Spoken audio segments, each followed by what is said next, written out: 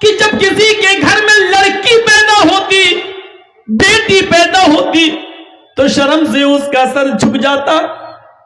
4 سال تک اپنی بچی کو پالتا پوستا بڑا کرتا، کھلاتا پلاتا، لیکن جب 4 سال کی بچی ہو جاتی تو پھر اپنی بیوی سے کہتا اس کو نہلاؤ دھلاؤ اچھے کپڑے پہناؤ. 4 سال کے بعد اس بچی کو نہلایا جاتا دھلایا جاتا نئے کپڑے پہنائے جاتے. پھر باپ کہتا بیٹی چلو ہم تمہیں میلے میں لے کے جا رہے ہیں.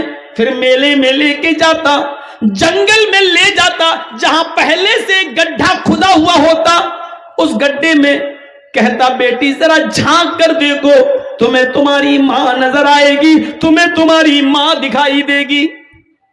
وہ 4 سال کی گنچئی ناشگفتہ ایک کلی، ایک نابالغ بچی، وہ 4 سال کی ایک چھوٹی سی معصوم بچی اپنا ماں کا نام سنتی تو اس گڈھے میں جھانکتی کہ میری امی ہے، میری ماں ہے. دیکھیں جیسے ہی وہ اس گڈھے میں جھانک کر دیکھتی، وہ قصائی باپ، وہ پاپی باپ، وہ ظالم باپ پیچھے سے اپنی بیٹی کو دھکا دیتا، گڈھے میں گرا دیتا اور زمین کی مٹی کو اس کی اوپر ڈالنا شروع کر دیتا. وہ اپنے ننھے منھے چھوٹے چھوٹے ہاتھوں سے مٹی کو دور کرتی جاتی، لیکن کب تک کرتی؟ اس کو پاٹ دیتا پورا کا پورا، اس 4 سال کی بچی کو گاڑ دیتا. وہ چیختی اور چلاتی رہتی اور اس کی آخری آواز تک یہ ظالم باپ، یہ کرور باپ اسی جگہ پر بیٹھا رہتا. اور جب وہ چیخ چیخ کر رو رو کے مر جاتی، آخری سانس نکل جاتی، تب وہاں سے آتا اور اپنے سماج میں آ کر گرو سے کہتا آج میں نے اپنی بیٹی کو دفن کر دیا، آج میں نے اپنی بیٹی کو گاڑ دیا، آج میں نے اپنی بیٹی کا کام تمام کر دیا. اور سماج میں جب یہ بات سنی جاتی تو لوگ شراب کا جشن مناتے، شراب پلاتے اور اس خوشی اس کو جشن مناتے ہوئے خوشیاں مناتے. میرے بھائیوں، یہ گناہ، یہ پاپ تھا اس سرزمین پر محمد رسول اللہ کے آنے سے پہلے. ہمارے یہاں پر بھی لڑکیاں ماری جا رہی ہیں، فرق اتنا ہے کہ وہاں پیدا ہونے کے 4 سال کے بعد مارتے، یہاں مائیں اپنے پیٹوں میں اپنی بچیوں کو مار دیتی. الٹرا ساؤنڈ پہ چیک کرایا، پتا چلا لڑکی ہے، نہیں ڈاکٹر 4 لڑکیاں پہلے سے ہیں، یہ بھی بیٹی ہے، میں تو ان کے دہیج کا انتظام نہیں کر پا رہی ہوں، اس کا کہاں سے کروں گی؟ نہیں اب مجھے بیٹی نہیں چاہیے، گرا دو، ایبورشن، آپریشن، اسقاط. اس بچی کو پیٹ کے اندر سے گرا دیا جاتا ہے.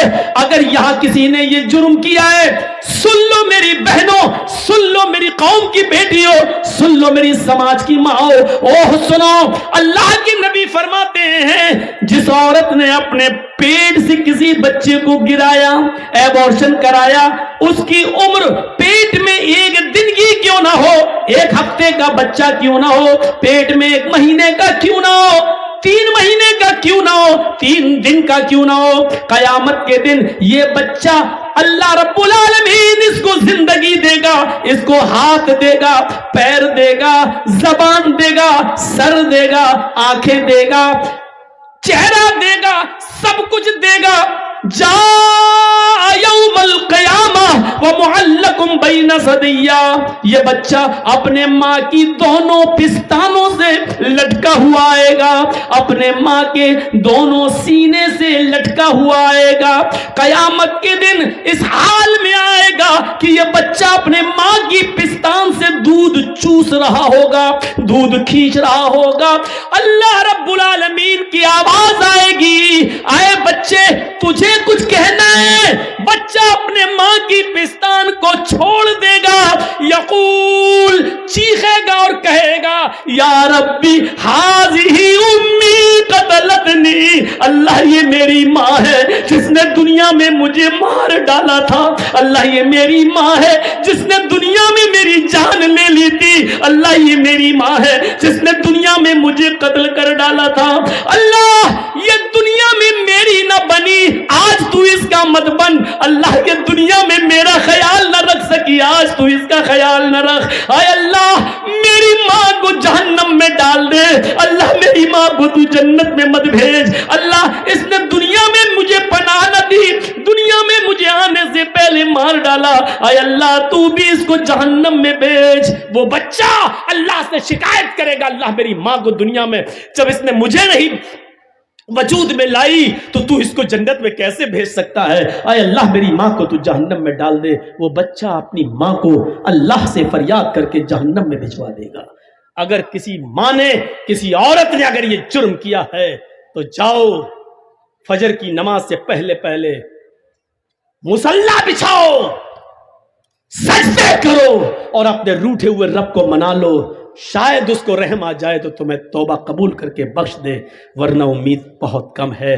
جس نے دنیا میں اپنے بچے کو گرایا، تم تو حلال بچے گرا رہی ہو، اپنے شوہر کا بچہ گرا رہی ہو، صرف اس لیے کہ 3 لڑکیاں 4 لڑکیاں پہلے سے، چوتھی بھی لڑکی نہیں چاہیے، صرف اس لیے۔ اسلام نے تو حرام اولاد بھی گرانے کی اجازت نہیں دی، ناجائز بچہ بھی مارنے کی اجازت نہیں دی۔ وہ ایک عورت آئی تھی اللہ کے رسول کے پاس جس سے زنا ہو گیا تھا، حرام کام ہو گیا تھا، کہہ رہی تھی اللہ کے رسول مجھے پاک کر دو۔ اللہ کے نبی نے کہا کیا ہوا؟ کہا ایسا ایسا ہو گیا۔ آپ نے صحابہ سے کہا اس کو مار ڈالو، پتھروں سے ختم کر دو۔ صحابہ نے کہا اللہ چلو، اس نے کہا اللہ کے رسول میرے پیٹ میں بچہ ہے، اسی زنا کی پیداوار ہے۔ اللہ کے نبی نے کہا تو غلطی تیری ہے، تیرے پیٹ کے بچے کو کیسے مارا جائے؟ ابھی تجھے ماروں گا تو بچہ بھی مر جائے گا، جاؤ جب بچہ پیدا ہو جائے تب آنا۔ جب بچہ پیدا ہوا تب آئی۔ اللہ کے رسول نے کہا ابھی بھی تجھے نہیں مارا جا سکتا ہے، کیونکہ ابھی بچہ تیرا دودھ پیتا ہے، اس کے ہونٹوں میں دودھ لگا ہے، اور محمد ظالم نہیں ہے جو اس بچے کا حق مار دے، نہیں، ابھی اس کو دودھ پلاؤ، جب روٹی کھانے لگے تب آنا۔ سوچو، حرام بچہ تھا، ناجائز بچہ تھا، جنگل میں بکریاں چرانے والے کسی چرواہے سے اس عورت نے زنا کر لیا تھا، پہاڑ کی کہ دامن میں زنا ہوا تھا، جنگل میں جھاڑی میں زنا ہوا تھا، لیکن اللہ کے رسول صلی اللہ علیہ وسلم نے اس ناجائز بچے کو بھی گرانے کی اجازت نہیں دی، جبکہ اس بچے کا باپ اس دنیا میں پتہ نہیں کون ہے، نہ اس نے ایکسپٹ کیا کہ میرا بچہ ہے، اور آج تک حدیث کی کتابوں میں اس بچے کا باپ کا پتہ نہیں ہے کہ کون ہے۔ میرے بھائیوں ذرا تصور کرو، اللہ چاہتا تو نبی کو بتا سکتا تھا کہ اس بچے کا باپ فلاں ہے، لیکن اللہ نے بھی نہیں بتایا، اس لیے کہ کسی کا معاملہ چھپا ہے تو چھپا رہنے دو، شاید وہ توبہ کر لے اور اللہ رب العالمین اس کو معاف کر دے۔ لیکن اگر کسی کو معلوم ہے تو اس کو ننگا کرنے کی ضرورت نہیں ہے، اگر کسی کا عیب چھپا ہے تو اس کو چھپانے کی کوشش کرو، کسی کی برائی چھپی ہے تو چھپاؤ، اس کو اجاگر مت کرو، اس لیے کہ توبہ کے دروازے کھلے ہوئے ہیں۔ اللہ رب العالمین کب کس کو بخش دے اور کس کو معاف کر دے۔ میری بہنوں، میری ماں، میری قوم کی بیٹیوں، سنو، جب ناجائز بچے کو گرانے کی اجازت نہیں ہے تو حلال بچہ، جائز بچہ، اس کو کیسے گرایا جا سکتا ہے؟ یہ اندھیرا تھا عرب کی سرزمین پر۔